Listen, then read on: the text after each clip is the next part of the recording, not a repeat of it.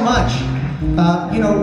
Matt and I, of course, grew up with our dad's Stone Canyon band era around our house, so it was the second phase of his career. And after he passed away, we wanted to make sure that we made our own mark after starting at 6 and playing the LA clubs and getting signed and doing our own thing. But throughout all those years, it was crazy because the people who seemed to be really impressed by our lineage, especially our dad, were the critics that started out criticizing the two of us and asking questions like, well, are you guys going to be okay if you're never as famous as your father and all that stuff? It's funny because I found an interview in some lost tapes about a year ago when our dad had just started making music after being an actor for 16 years, and the interviewer back then in the 50s said, so would you be okay if you weren't as big of a singer as your father? Because our grandfather had a big band.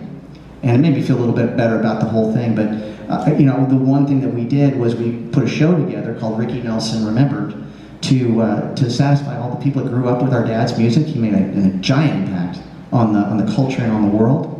And I understand now, as a drummer turned guitar player, why so many musicians were influenced by those early Ricky Nelson records. Not just seeing him on the show and seeing the girls swooning and going, oh, I want to do that. But the music was so good, and our dad always had the greatest musicians. He had a guitar player named James Burton, who was really, truly the first guitar hero. He really was, and he actually paved the way. Talk to Eddie Van Halen, they'll say the same thing. Jimmy Page, same thing. They grew up listening to that music and watching James play and going, ooh, I want to play guitar.